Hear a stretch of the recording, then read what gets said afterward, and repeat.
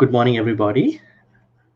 Uh, Today, you know that we will be starting off a new series of uh, Dhamma discussions.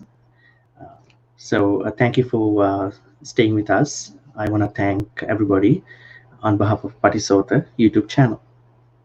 And uh, today joining with me, is a professor, Professor Tilak Kariyawasam. I don't think he needs, uh, you know, uh, introduction, a lot of introductions. He's a scholar, academic scholar, especially coming from the Sri Lankan Theravada background.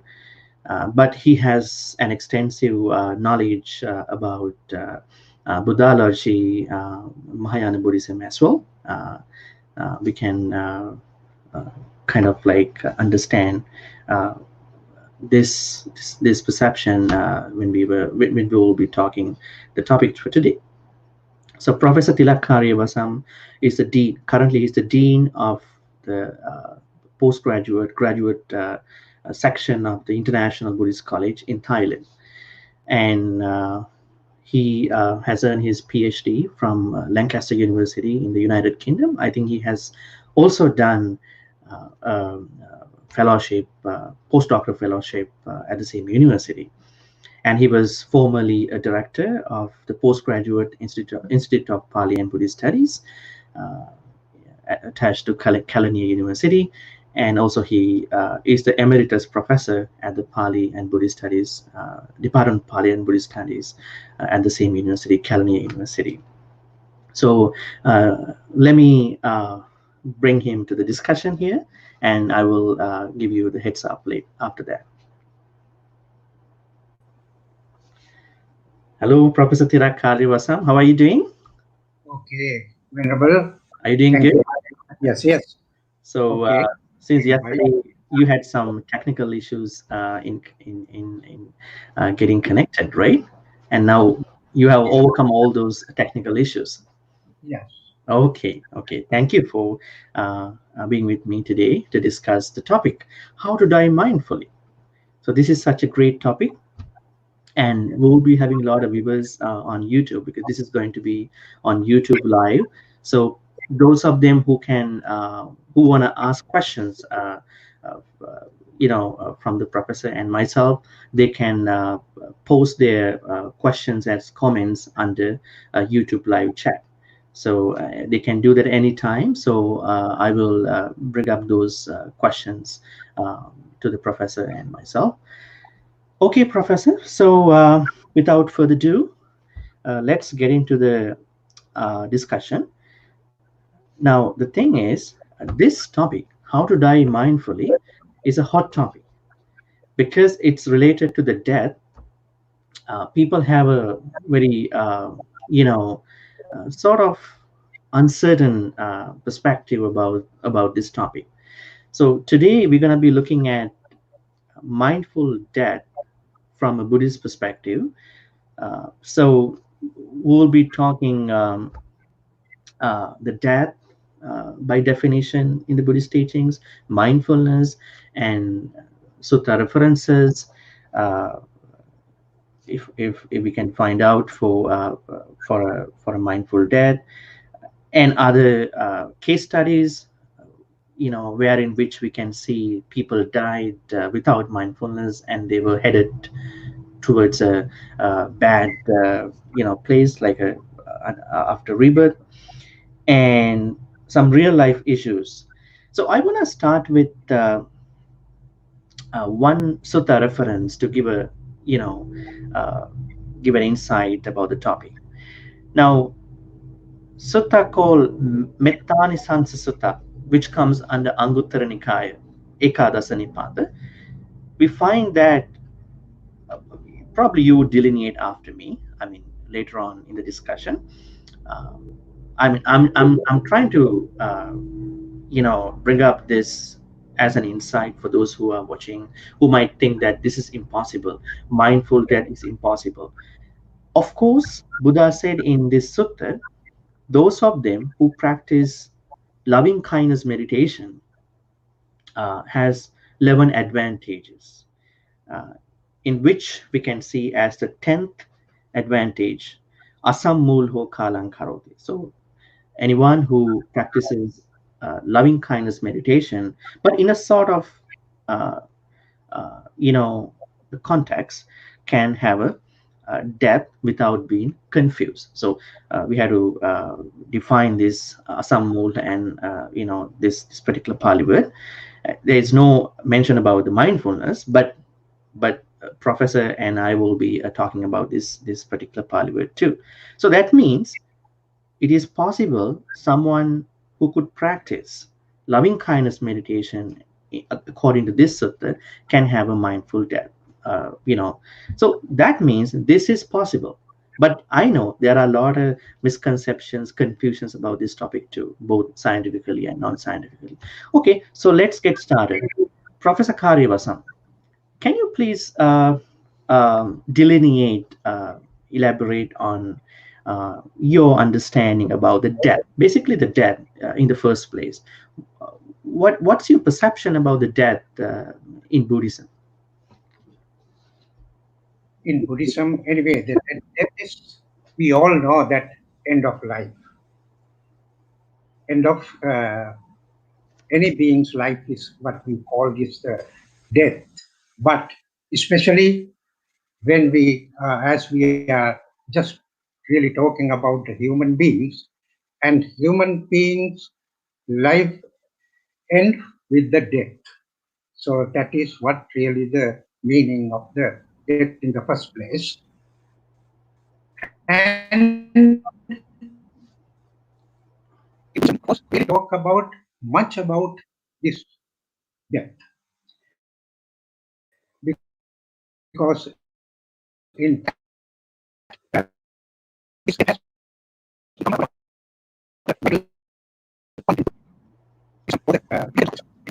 we know that Siddhartha Bodhisattva, when he really wanted to find out the way of getting away from the samsara, and one factor was the death. Not only that, birth and death. These two factors, of course, is the really connected one. So the death is the vital factor in Buddhism, as well as in Buddhism, I think is the only religion really talk about death, I think, as far as I understand, because it is a kind of a very important point in Buddhism. And as your question, of course, and you said, what is the really the definition given of death in Buddhism? Uh-huh. In fact, one is, but at once I can really mention that is in the Tipitaka, in our Pali Tipitaka, it has been mentioned that is the Chuddho Apeta Vinyano Nirattama Kalingira. That means that when the consciousness is get away from the mind, so this is the death. That means this physical body will lie on the ground as a useless piece of log. That is what it really means. And again, yeah, that is the one really the kind of definition given in Buddhism. Okay, so let me get back for a moment to the issue of death. By definition, especially in the Buddhist teachings. And I think you can remember that we've been talking casually about this thing. Death has different meanings, I guess, in the Buddhist teachings too, like Samuti Marana, and Kanika Marana, and like people die by convention, people die every moment. And when you go to the science, and they say even uh, someone dies clinically, but biologically it can take a while to die. Let's say someone's heart stops, so that's the clinical death.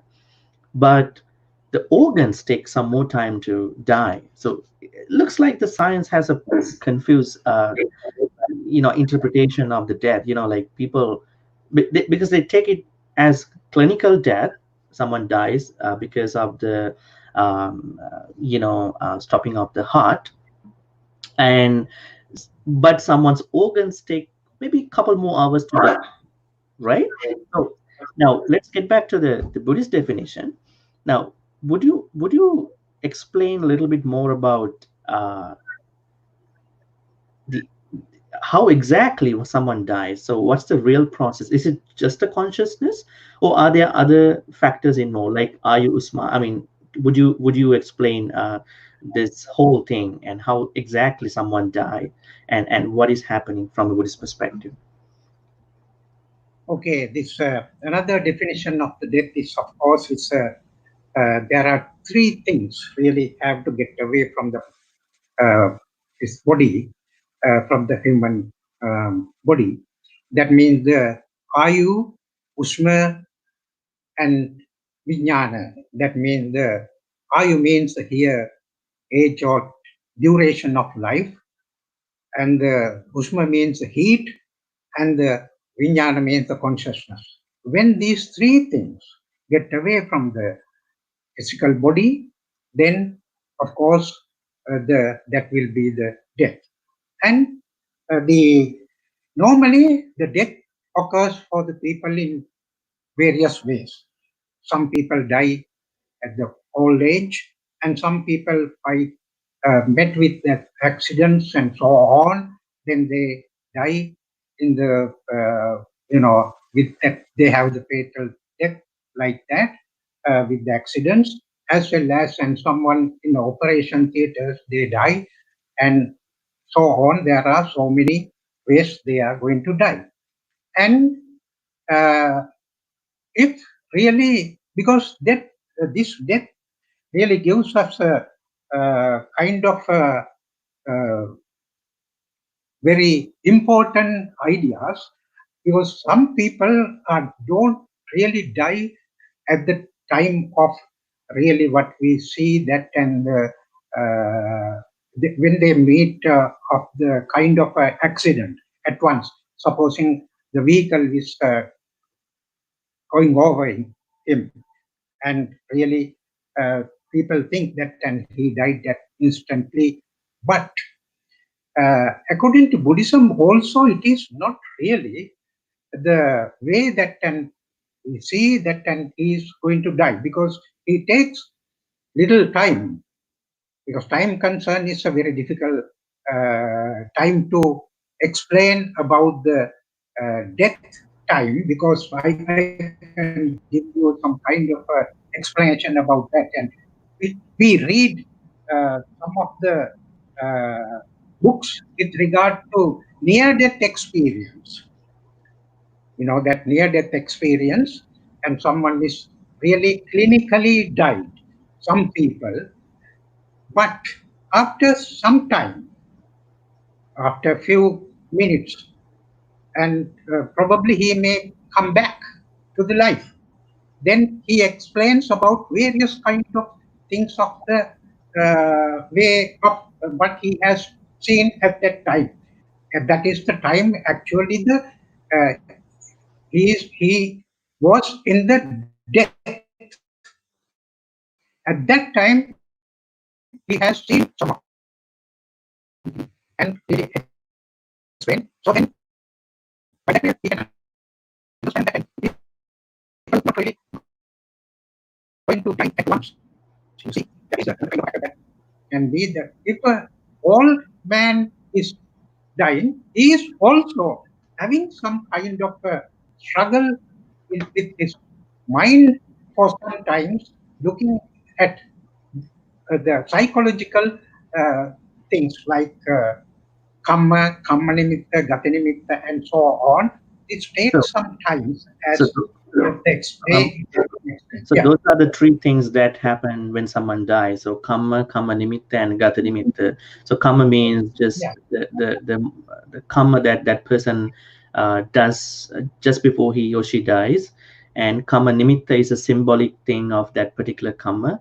And then Gata Nimitta, it's a bit controversial. Gata Nimitta seems to be that everybody who dies can have a sort of perception about where she is going to be reborn. Is it correct? Yes, that has been explained in the Abhidhamma even. So it is the he can view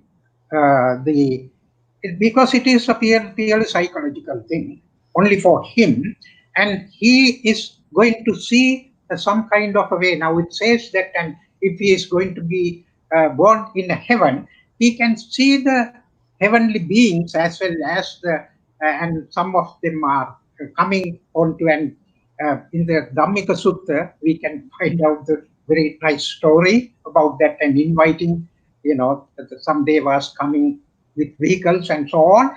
And not only that, if someone is going to be born in a forest, and it says that, and he sees that, and he is going through forest or that kind of a thing, and if he's going to be born in a hell, he can see the fire, things like that. Okay. So, since our topic is not just to talk about the death, our topic today is to talk about how to die mindfully. But before we dig into that particular topic, we have to know what is death in Buddhism, what is mindfulness in Buddhism, in brief.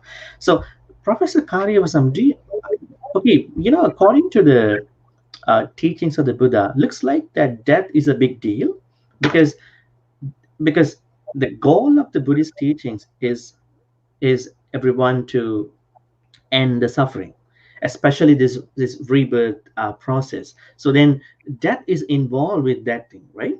So if someone is to die, subject to die every life, that means she is in the samsara, right? Yeah. So primarily the Buddhist teachings primarily focus on ending the samsara, so which has a huge connection to the death.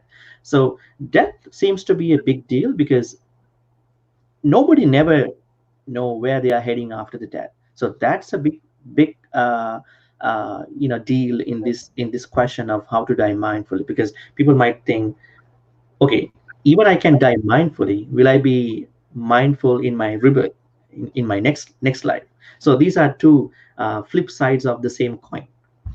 So okay, so we understand now death is the dissolution of one's life, and then what can happen when someone dies is one deals with three things: kamma nimitta, gata nimitta, the last kamma of this life, and a symbolic representation of that particular kamma, and gata nimitta, sort of an understanding.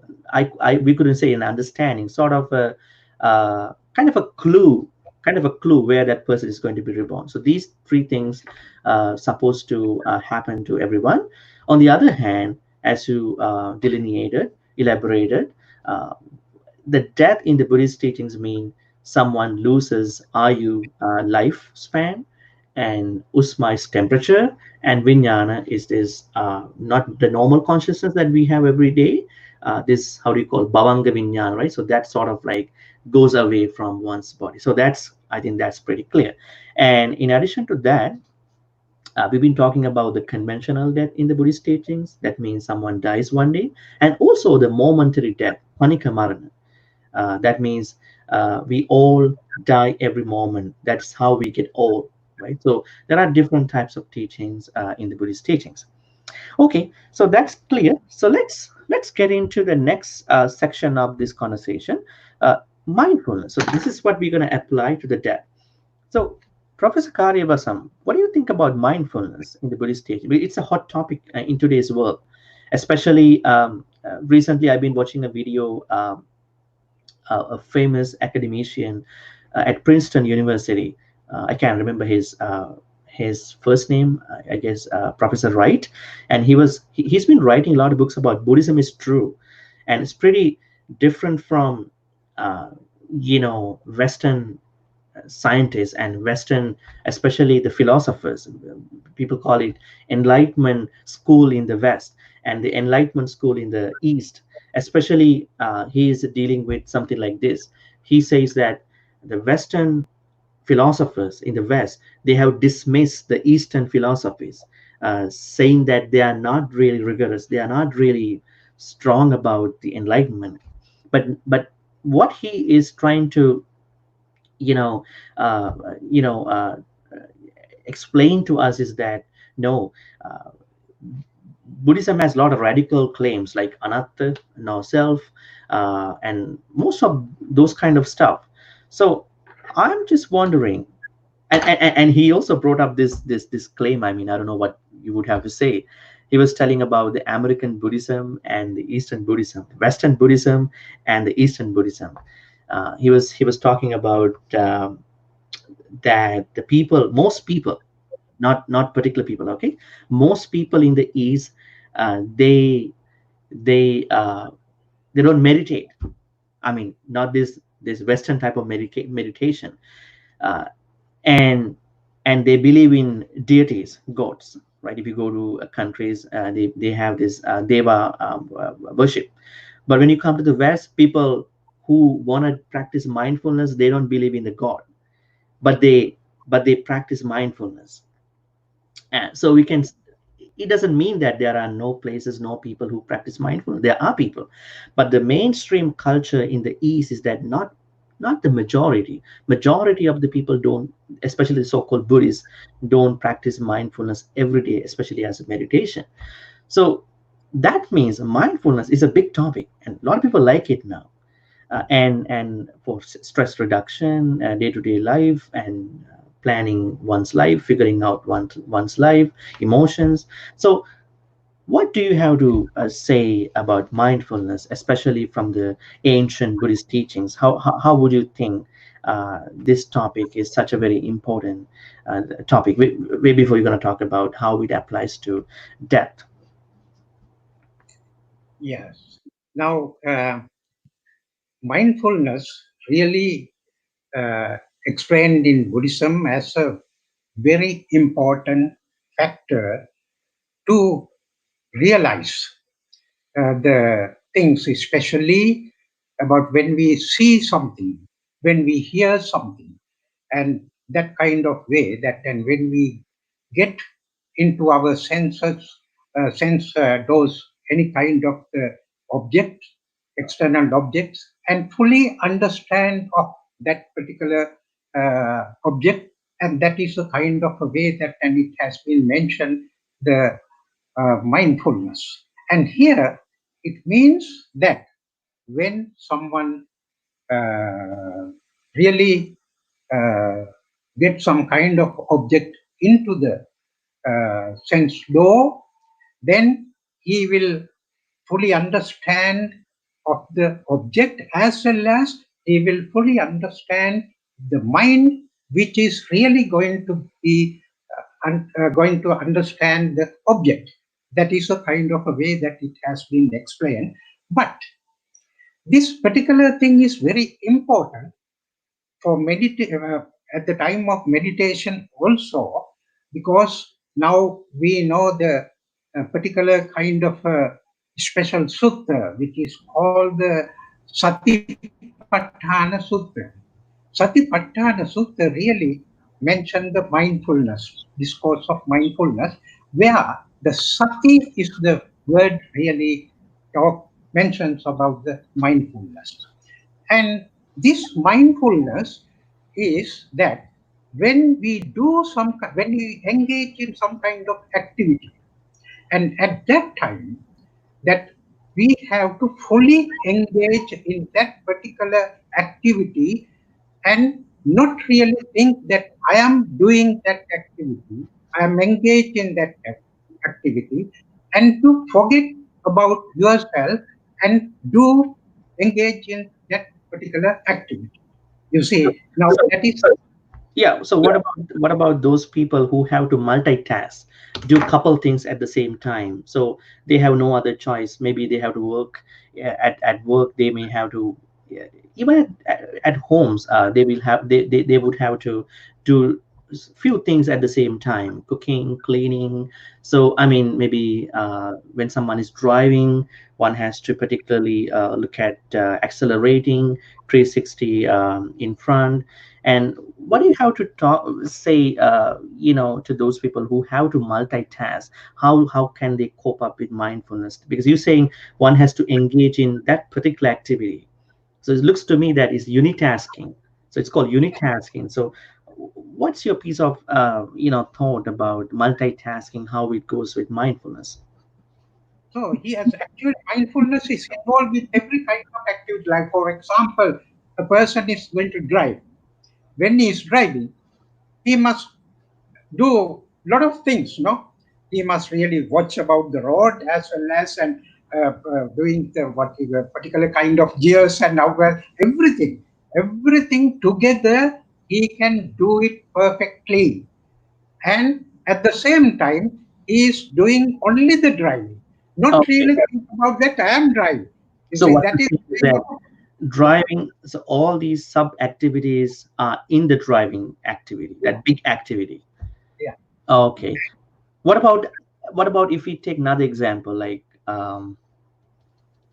someone, these days people are, kind of like confined to houses, so uh, they may have to do a couple things at the same time.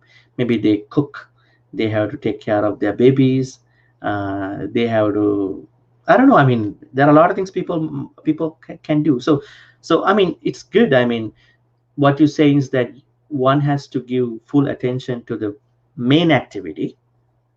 Let's say you are cooking, you are chopping, you are cutting something, and then you got to be careful because you are using a knife, right? But okay, that makes sense. So that means giving full attention to the main activity, in which other small activities can spread out. Okay.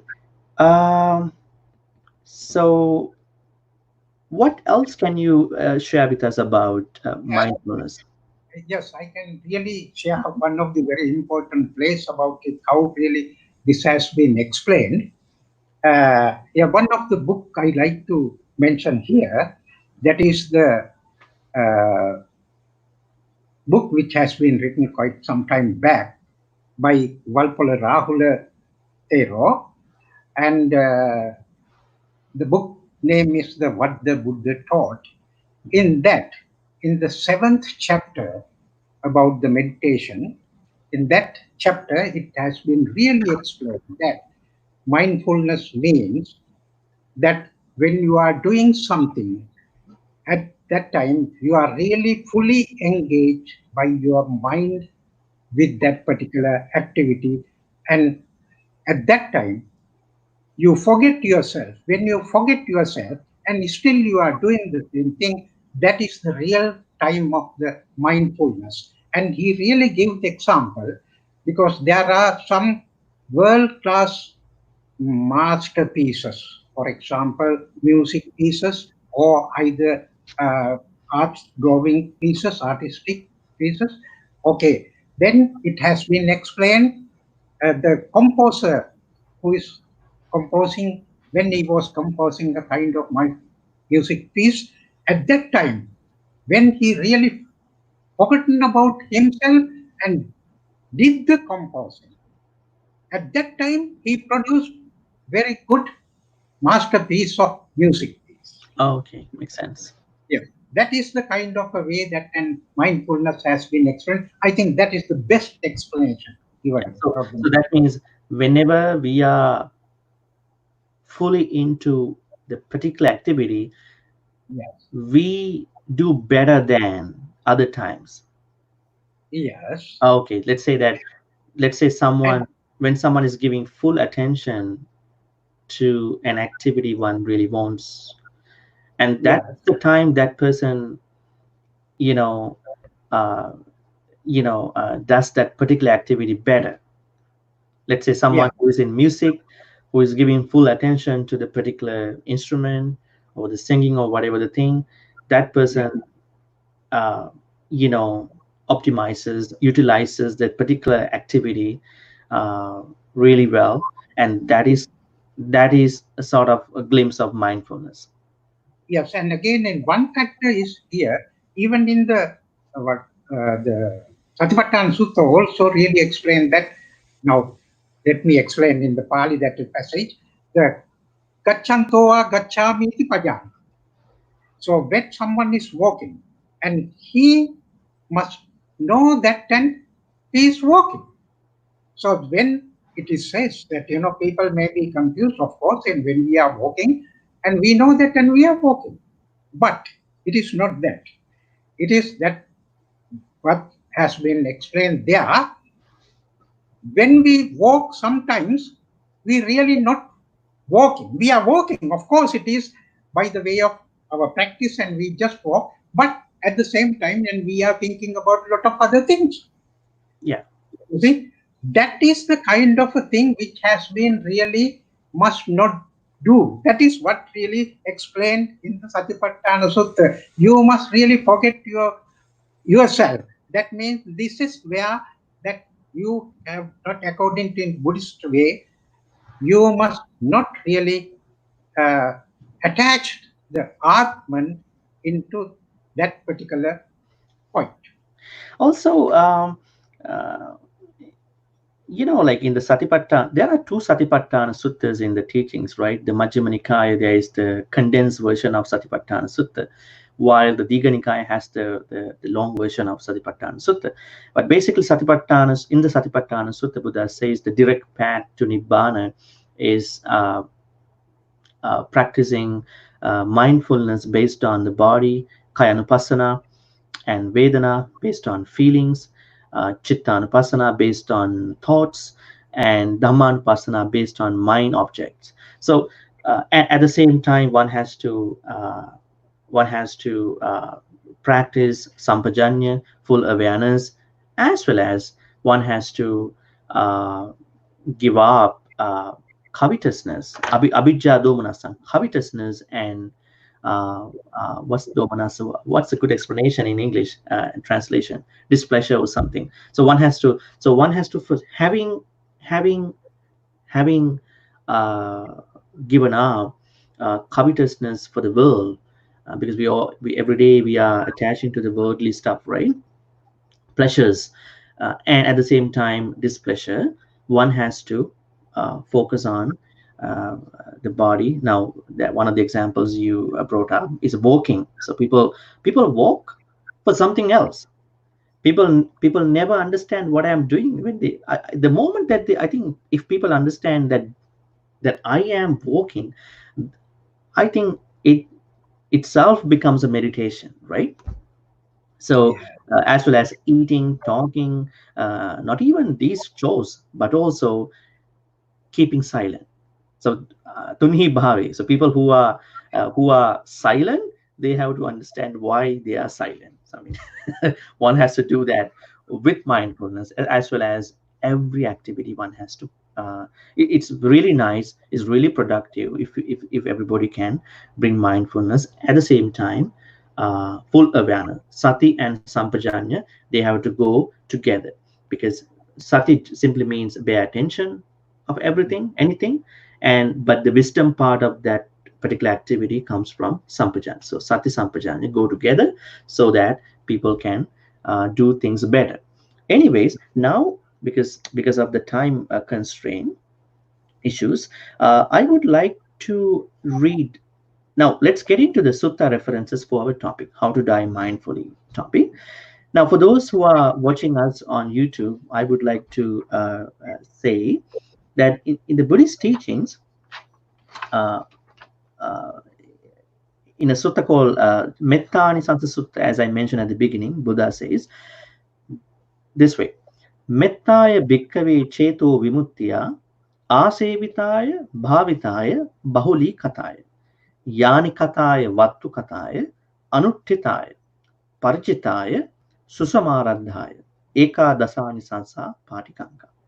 Okay, so for those who wanna practice loving kindness, uh, this mentality perspective, one has to understand there are a couple things getting developed when one practices, loving kindness meditation. What are they?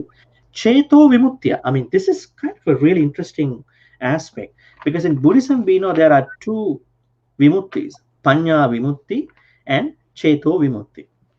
So when anyone is into the Arahat Arya Magga, one attains the Cheto Vimukti, freedom from the mind. And when one attains the Nibbana, one attains the Panya Vimukti, freedom through wisdom. So loving kindness meditation helps someone to develop Cheto Vimukti.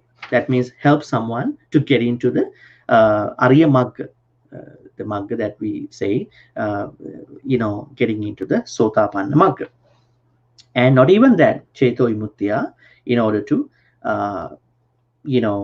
develop this Cheto Vimuktiya, freedom from mind, Asevitaya, when someone cultivates, Bhavitaya, when someone develops, Bahulikataya, when someone pursues, Yanikataya, when someone regards loving kindness as a vehicle. The vehicle goes everywhere, then you think that wherever you go, you have this loving kindness mentality as an expression. Vattukataya, if one can considers loving kindness as something to be a treasure, like a wealth. Anuttitaya, if someone can treat loving kindness as something that in which someone lives in conformity with loving kindness thoughts. Parichitaya, for the deep practice. Susamaradaya, for establishing oneself into the path. So all these positive effects will happen to someone uh, who practices loving kindness. So, what are the advantages, specific advantages, wherein we see this unconfused depth? Sukhang supati, one sleeps well. Sukhang patibujjati, one wakes up well. Napapakang supinam pasati, one doesn't see any nightmares, bad dreams. Manussanang piyohoti, uh, people like people like him or her. Amanussanam piyohoti, even the non-humans like this person who practices loving kindness. Devata rakkanti, deities protect. Nasa aggiva visangva sattangva kamati, uh, he is not troubled by neither fire, poison, nor weapons, or these problems. More importantly, tuatang chittang samadhiyati, he can concentrate better than anyone who doesn't practice loving kindness meditation. Mukhavanno vipasidati, her complexion gets better. She doesn't need any cosmetic treatments. And asammulho kalang karoti, this is the place where we have to talk a little bit more. So the translation is one dies unconfused. Let me say the last one too. Uttaring appati vijjanto brahmaloku pagohoti. In case this person can attain nibbana, she has a better chance in the brahmalokas. So Professor Karyawasam, what do you have to say about this thing and how you can relate this to the mindful death? Asammulho kalang karoti. One can die unconfused when someone practices loving kindness. It is a meditation for mindfulness too, right? When you say Yeah. loving kindness or kayanupassana, buddhanusati, or be that, regardless of what kind of meditation, what one does is to increase mindfulness. So it particularly says that one can have a one can die unconfused. So can you elaborate on this thing with mindfulness death topic?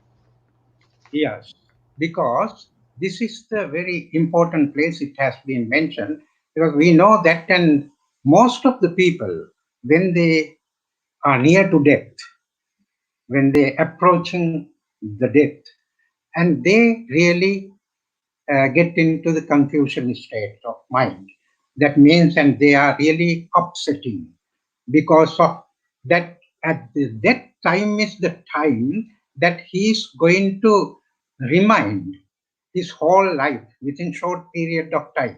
Now, as I mentioned about in the near-death experience stories, also we can read that the person, supposing within few minutes, and if a person lived about 50 years of age and he can really come to know or come to his mind all the things what happened all these time from within the 50 years. So that means a long period. How can everything can come to the mind within these few minutes? That is the kind of a way that it has been mentioned. So then, at that time, then if he has not really lived a very good life, then all the things will come to his mind and he can remember those things. Then he is going to be upset about his wrong activities. That is the way that we can interpret it, and that is how it has become the interpretation But it has. in this example of the sutta, it clearly says if someone practices loving kindness meditation extensively, not like 1 day, 2 day, a week, like extensively on a period of time, that person can have a can die unconfused. That means that person can die mindfully. So that means Yeah.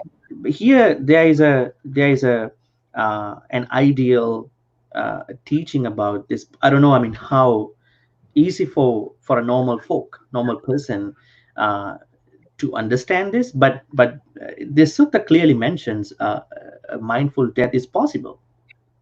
Yes. Now the loving kindness meditation, because most of the people get little bit wrong in that meditation because of that, and they think that In which ways people get wrong about this meditation?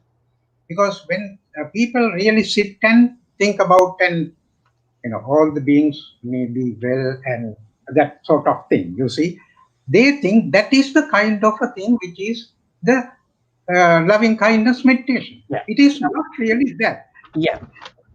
It is a one factor that is, but like the meditation of course is with the practice that you have, because when someone who is really engaged in that kind of a way of meditation, when he goes out, when he sees something and he is going to try to kill or something like that, that whole thing is finished. No, it Yeah. is not the so it so is not. so what you're sharing with us is that, like, I mean, something is better than nothing. I mean, somebody can start this, may I be well, happy and peaceful, but the real true loving kindness meditation looks to me a mentality. Like, you have to bring it to all your real life situation. Let's say I do this particular guideline based loving kindness meditation, may I be well, happy, may my parents, my family members, may all livings being well, happy, and this, so and so forth. But I can't do that all the time, right? With the guidelines. So, but I have to go out. I have to talk to people. I have to eat. I have to all sort of those daily activities. You are pretty correct. I mean, people don't bring this loving kindness perspective mentality towards everyday activities. They just do that and largely ignore about the daily activities. And I will bring up a claim to support this idea. Uh, our watchers also can understand, can remember one stanza in the Metta Sutta, Karaniya Metta Sutta. Tittang charang nisin nova, saya nova yavatassa vikata middu, etang sating aditya, brahma metang viharang idamahu. So one has to practice loving kindness in all postures. Tittang, standing. Charang, walking. Nisinova, sitting. Sayanova, lying down, because you can practice loving kindness when you are sleeping, lying down. Yava tassa vikata mittu, as long as you are awake. So that means that includes all the other times. Somebody can say, like, a time when where Venerable Ananda became an enlightened person, like awakened person. Say he became an enlightened person without falling into any postures. So in the same way, people can argue there could be times people might not be into either walking, sitting, standing, or sleeping, but Buddha says, as long as everyone is awake, one has to practice this loving kindness mentality. Looks like to me, one has to talk with loving kindness. One has to uh, uh, watch even a movie with loving kindness. One has to one has to get along with people with loving kindness. So I mean, it looks to me something like that, not just like you just practicing loving Yes, kindness meditation. That and not only that, if someone is going to blame you also, and at that time probably you may not like it, and you are again you are going to be react, for that kind of a person. And that at that time you must really close with yourself, and you must really come out with that loving kindness, and that kind of a thing is also involved there. Yeah. So, Professor Karyavasam, you could sort of like elaborate on a couple things here.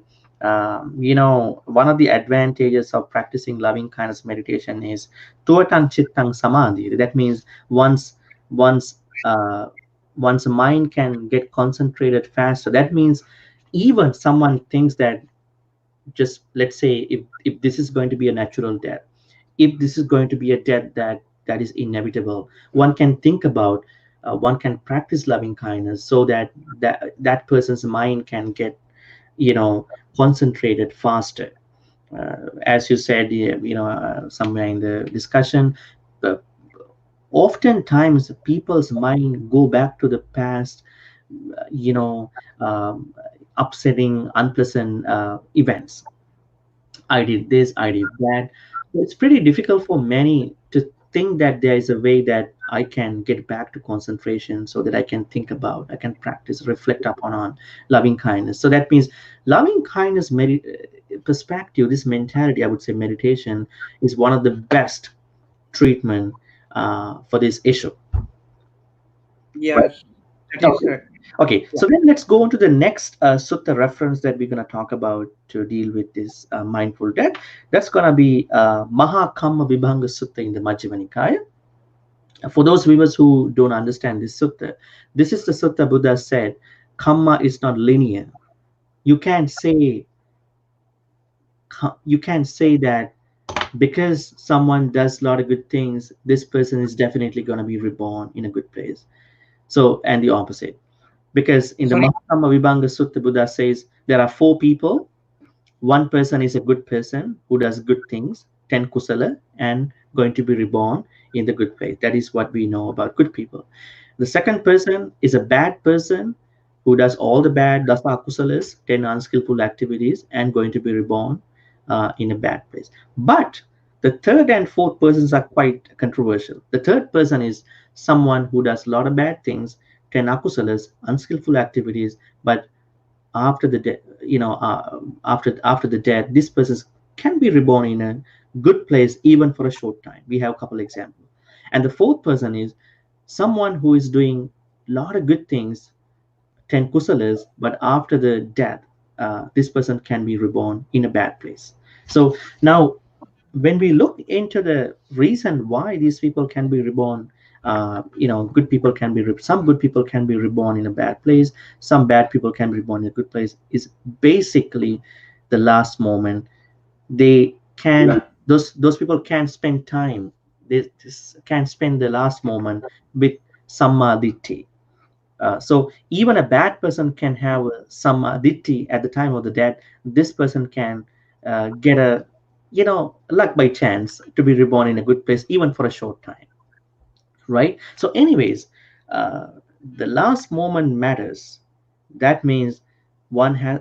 It is really good if someone can be really mindful at the time of the death. When someone is mindful, one can bring one's mind into samadhi, wholesome view. So, Professor, what do you think about this reference, and how do you think this applies to this our today's topic, mindful death? So that means the previous sutta is the fine example for everyone to practice something for the mindful death. But this sutta clearly mentions a philosophical, like a soteriological, like a rebirth-based insight about the need of having a mindful death. So it's inevitable. It's really compulsory for someone to die mindfully. That's why Buddha says some people may go to a bad place or to a good place, in that opposite controversial 2 point. So what do you have to share with us about this?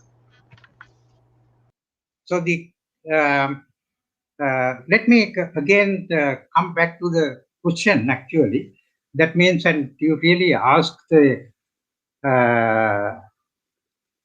according to Mahakamavibhagga Sutta, if someone and who really uh, does all the good things also, and finally after death, and he is going to be born in a bad state. You see, and that kind of a thing, Not all the and good how people, this some, right? uh, samullo karoti, yeah, these two things, how these two things are going to be worked out, no? Yeah. Now, according to Buddhism, it's really mentioned because this has to someone has to really study about the function of mind according to Abhidhamma, in fact, to get into the particular kind of understanding of this thing. So that means in Buddhism, it really mentioned that last thought moment is the very important one to be born in the next life. And there are some kind of stories in the Visuddhimagga. There is given a very good story. That means, and one person, and he is a butcher, and his whole life, and he was killing pigs. Then he had some children, and one child, that means one son, became a monk in nearby temple.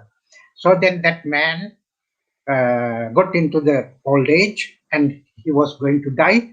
So at the last stage, and he was really making shout like a pig. Then the home people ran to the temple and told that monk in the temple, his son, that your father is going to die. He is shouting like a pig. Then at that time, the monk thought, my father had killed the pigs all his lifetime. Now he is going to see this, the Gatanimitta and that sort of way. So in that case, he is going to get into the hells because of his killing pigs and all these things. So in that case, I must go and try to help him. And he ran the house at the same time, and he explained to the people and bring some flowers. Then they brought some flowers, and he asked that his father, Father, you put your hand to this flowers, I am going to offer it to the Buddha. So then he heard about these words, and he heard about the Buddha, and he put his hand into the flowers, and he was just going to think about the uh, offering flowers to the Buddha. At the same time, he died, and he was almost going to go to the hell, but he was born in the heaven. You see, this is the kind of story which has been really mentioned. How the last thought moment changed Yeah. his destiny. You see, So, so this is the kind of, yeah. so in order for everyone to be mindful in the because now we know last moment really matters in all these examples, like in the example of Kosala Mallika, and she passed away while thinking kind of a bad activity she did. And there's one other monk, Ekarapatta, I can't remember his name, and there was a very virtuous monk who practiced morality, but just before he gonna die, he something like a small mistake that he did came to his mind, and he was reborn as a big cobra in the same area. So I mean, all these examples say last moment matters, and then what can we do is try to be mindful at the last moment. And now we know one of the best ways, everybody, because people know loving kindness meditation, but people may have not practiced loving kindness meditation in the way that they are supposed to practice. That's why we said bring your loving kindness thoughts into your day-to-day activities. Talk with loving kindness, think with loving kindness, act with loving kindness, bring this loving kindness flavor, perspective into your all the activities, and you will minimize arguments, problems, all the issues. That will be the real thing that can help everyone to uh, have a death with mindfulness. Now, now, the only thing we have is this huge uncertainty about what will happen to us. People ask, how can I practice mindfulness when I die? Who knows when you are going to die? So that's a really, uh, uncertain question. So that's why Buddha says we never know when we're going to die. But what we know is that we can practice the Dhamma at all the time, at all times, right? So the more you practice Dhamma, especially the loving kindness meditation, which is the greatest kusala in the Buddhist teachings, then you don't worry those WH questions: where, when, how you're gonna die. So because you have a practice of loving kindness, it doesn't matter when you're gonna die, because the moment you die one day in the future, you will definitely have this loving kindness thoughts mentality. So you will definitely have a mindful death. Yeah, Professor, I think now we need to open up for for questions that viewers have. Let's take a look of anyone who has posted any questions. So the viewers on YouTube Live, please post your questions if you have regarding this topic, mindful death.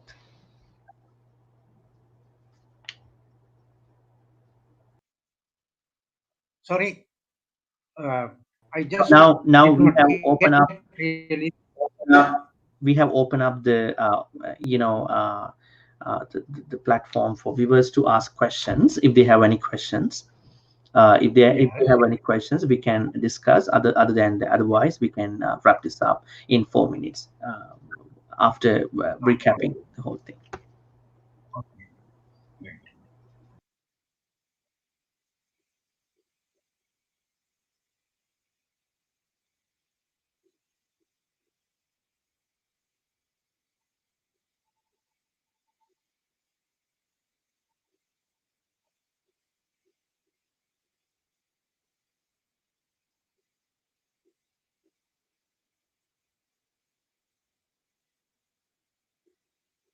Okay, so this is one question. Professor can share your opinion about it. Yeah, do people need to worry Yes. about death? Yes. Yes. This is, of course, is a very good question. Yeah. Actually, we should not really worry about the death. That has been really explained, you see. And I can give a kind of a example also. As I just mentioned about in the near-death experience, some people have died, clinically died, but Mhm. they have come back. And those who come back, some of them really cried about why they have come back. They really liked the death, in fact, you see. So that is the kind of a thing, because they thought that it is really because of the peaceful and calm and quiet state that is the death. So then they did not, one person really mentioned he cried after he come back, he came back after he was coming back, and from the death moment, then he cried about a week. That has been mentioned in that particular kind of a way about the near death experience. So in that case, we really think that we should not worry about the death. The problem, of course, why people worry about the death, because they for two things. One thing is that then they know that then they are going to be separated from loved ones and loved things also. They don't like it very much, you know. That is one factor people are going to really be upset. As well as, and they don't know really what will happen after the death. So that is, we don't know really where we are going to be born or anything, what is happening and things like that. And that is another kind of a problem that people are going to really be upset or the frightened about the death and so on, worry about the death. But as now we discuss, as well as things have been explained in Buddhism and other places, the other places, but I mean really in the near-death experiences and that sort of places, also, according to those explanations, we should not really worry about the death. Mhm. And it is the kind of inevitable thing. No, we have to face death anyway. You So, see, what, in so, any what day we you, are going to do. so what you're trying to say is that if people understand the reality of the life, which is the death, which is death is imminent, death is inevitable. So people have to prepare for that. People worry about the death not because they can die with mindfulness, but because they have so many attachments, right, to oneself Yeah, and to other people. So that's and why people worry about. People don't like to even the Professor can recall some of the events where some devas, deities in some of the heavens, they don't like to die from the heavens. They don't like to die because then they lose all the comfort. So in the same way, okay, so we understand people have a secular reason of why they think they are afraid, but when we recap all these, summarize all these, we understand we need to prepare for the death, no matter when it comes to us. How we can prepare, and it's possible one can really have a possible mindful death by practicing loving kindness meditation, not just the guidelines based loving kindness meditation, maybe well that kind of stuff. One has to bring loving kindness aspect towards all the actions, thoughts, and speech stuff in day-to-day life, and then people can minimize even the fears associated with the death and sorrow. Okay, there's another question, Professor Kariyawasam. What do you have to say for those who don't believe that a mindful death is not possible? uh, anyway, truly speaking, mindful death is possible. But one thing is, it is difficult. That is only.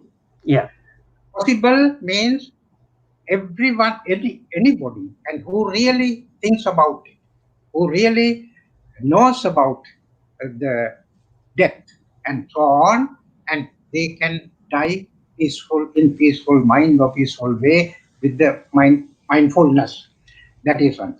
Difficult means because that is the crucial moment at the end of the life. That moment is the but, crucial moment. but the crucial moment is very unpredicted. People can't know when is that moment. So, yeah. Yeah. And because most of the people are going to be worried about and be upset because they are going to remind the things because they have not really completed their duties.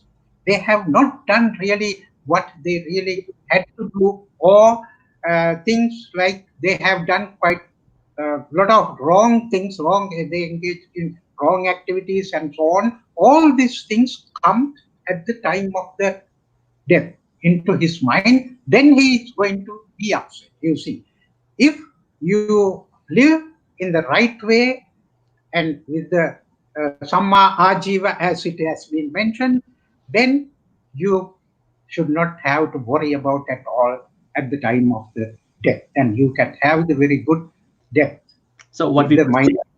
yeah, what we could say is that mindful death is possible, but it can become difficult for someone because of the lack of preparation.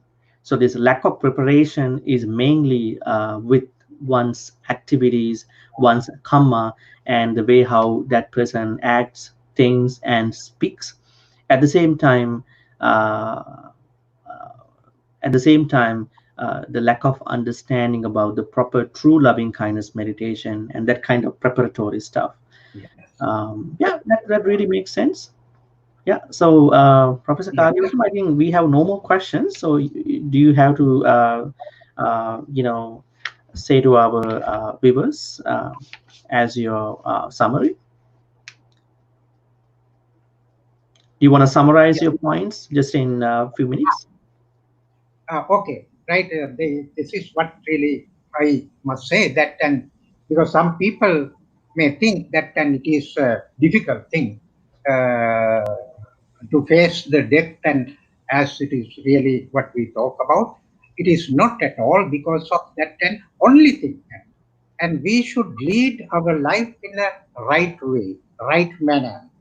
And there is no time for that. And some people think that actually when I get old, or at that time I am going to go to for the meditation center and so on, then get prepared and everything and so on. Not necessarily something like that. In Buddhism, it says there is no time limit for this kind of a thing. In your whole So life, one you has must to do prepare. things. One has to prepare all the Yeah, time, not like putting off procrastination stuff, right? Start from today, and yeah. Hmm. yeah, that is Okay, the way. thank you, Professor. And I wanna say a thank you, big thank you to you to starting off this series of discussions, kind of intellectual at the same time, uh, you know, day-to-day important topics. Because our discussion series keeps going, and next Wednesday, I and Professor Kariyawasam will be talking about how does karma really work, which is a pretty interesting topic, both from the Buddhist perspective and non-Buddhist perspective. So uh, please stay tuned for Patisota YouTube channel. Uh, at the same time, uh, I think if you can set a reminder on YouTube, you will know the exact time according to your location. So once again, thank you, Professor, and thank you everyone for joining with us. So Thank you. have a good night. Sadhu, sadhu, sadhu.